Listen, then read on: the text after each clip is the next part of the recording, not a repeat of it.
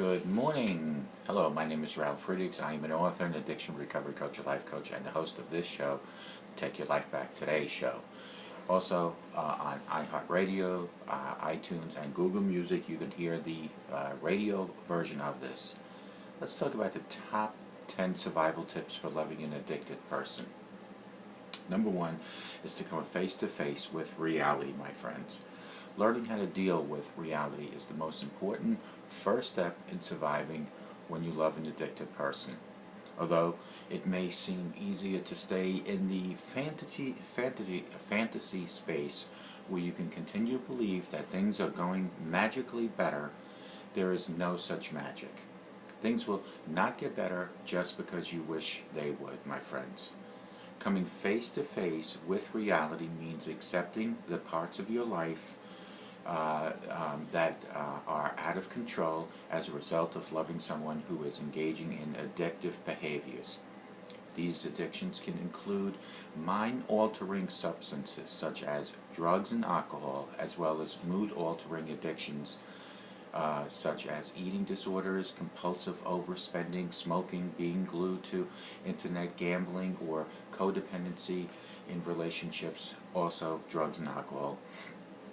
You may be feeling a constant gnawing worry that you live with every day. You may find yourself being asked for money often and feeling guilty if you say no.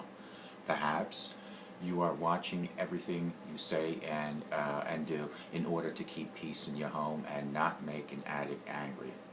Or you may be asked to do favors for the addict on a consistent basis, such as watching their children or doing their errands, and you may not know how to say no.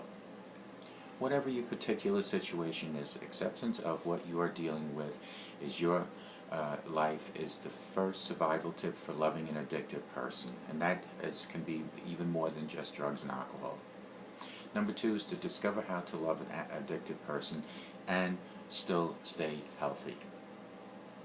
There are effective ways to deal with an addicted person in your life, just as there are ways not only ineffective but can be very dangerous as well.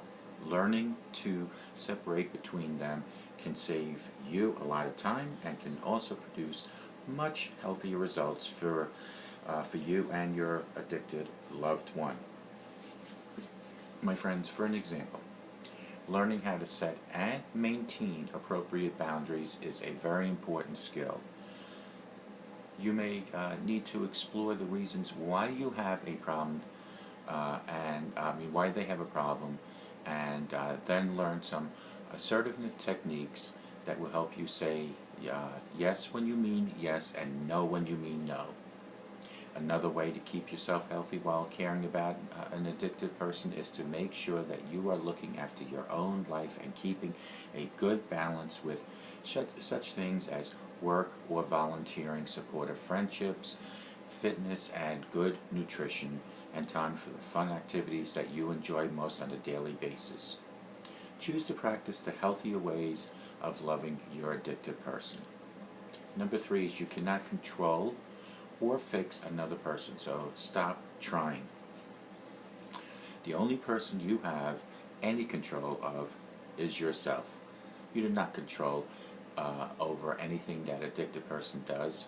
Many people choose not to believe this, but that doesn't make it any less true. Once you can really grasp the reality of the concept and live by it, you will become much easier. Friends, the Serenity Prayer can give you a helpful gauge to see whether you are trying to control people and situations that you simply cannot control. God grant me serenity to accept the things I cannot change, the courage to change the things I can, and the wisdom to know the difference. Cultivate your wisdom so that you know the difference between what you can and cannot change, and stop trying to control or fix anyone other than yourself. Friends, number four, stop blaming the other person and become willing to look at yourself.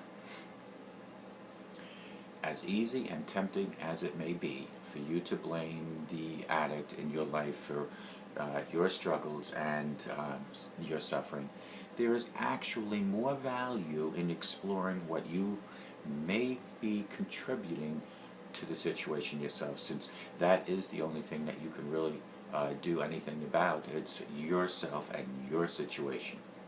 Even though the addict has undoubtedly contributed his or her share of trouble, in some way you also have a part to play in what's going on. For an example, you might be keeping the drama going by lending money to your addicted loved one. Or perhaps you are always willing to be there to listen when they tell you all about the problems they are encountering as consequences of their addictive behaviors.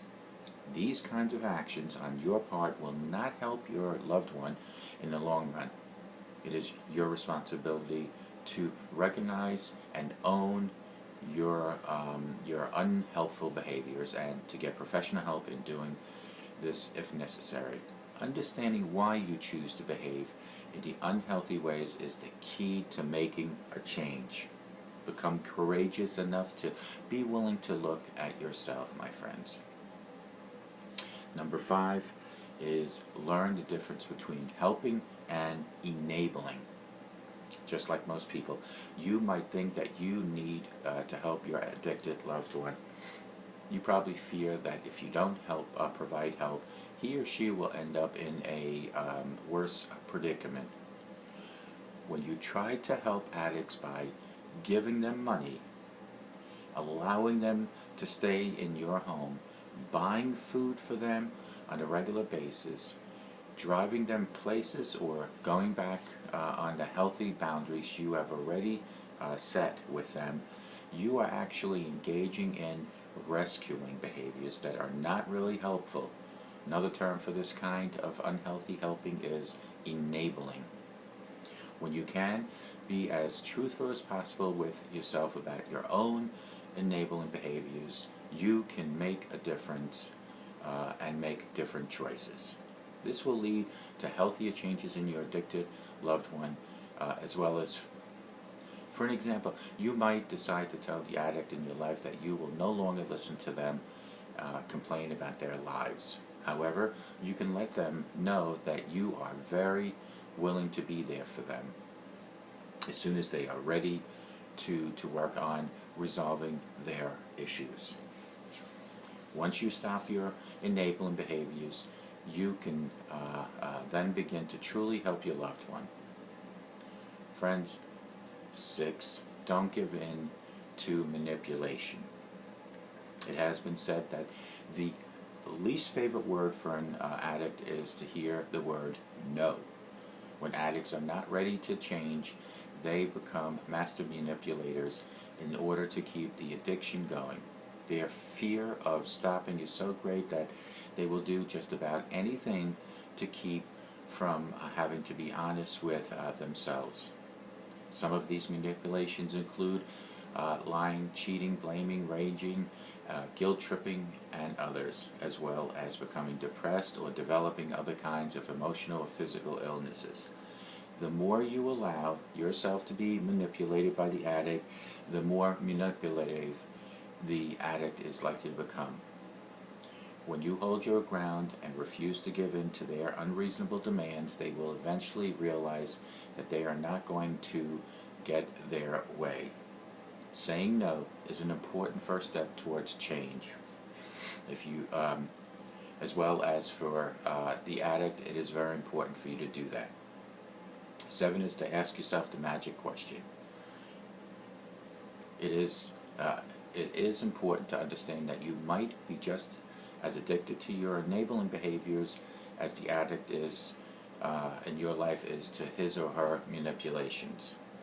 In the same way that addicts use drugs, alcohol, and other addictive behaviors to avoid dealing with their shame about feeling unworthy and unlovable, you may be focusing on the addict's behavior in order to avoid having to focus on living your own life.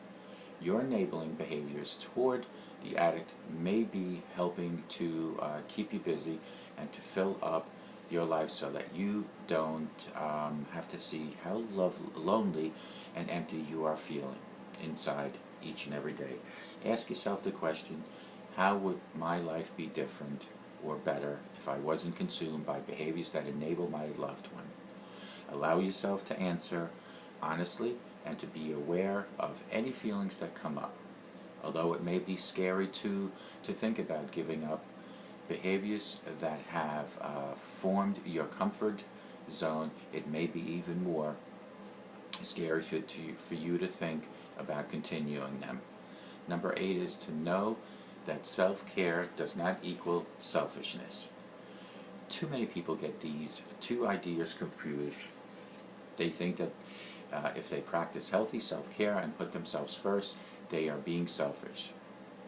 Selfishness basically means that you want what you want when you want it, and you are willing to step on whomever you have to get in order to get it. That actually sounds more like the behavior of an addict. If you try to take care of someone else before taking care of yourself, you will simply become depleted and exhausted. Self-caring means that you respect yourself enough to take good care of yourself in a healthy and holistic way, such as making sure your physical, mental, emotional, and spiritual needs are met on a daily basis. As an adult, it is your job to determine what your needs are, and you are healthy and responsible for meeting them. Number 9 is rebuild your own life.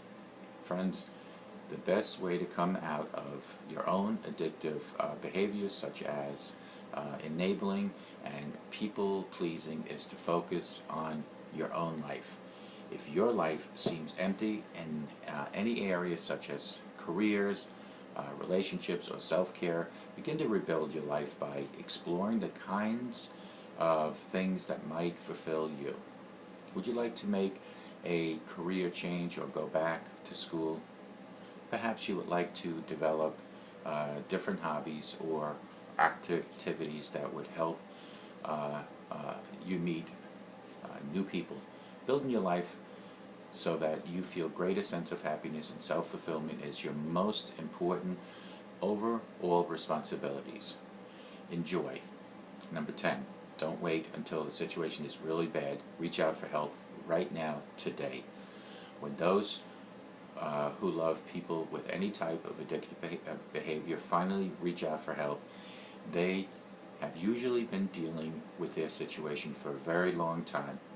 If you have been dealing and waiting to see whether things would get better without professional help, please consider getting help today before things become even worse. If this situation is just beginning for you, it is best to get some support as soon as possible so that you don't make the mistakes that could make things a lot more difficult. Friends, the sooner you reach out for help, the better it is for you and everyone concerned around you. Call me at 844-405-HELP because we can help each other take our lives back. Be good to yourselves, always be good to each other, and a simple smile to a total stranger can help that stranger for the rest of their lives and can change your life forever. Always include God, whether you're the addicted person or if you're the enabler or if you just want to help someone. Include God daily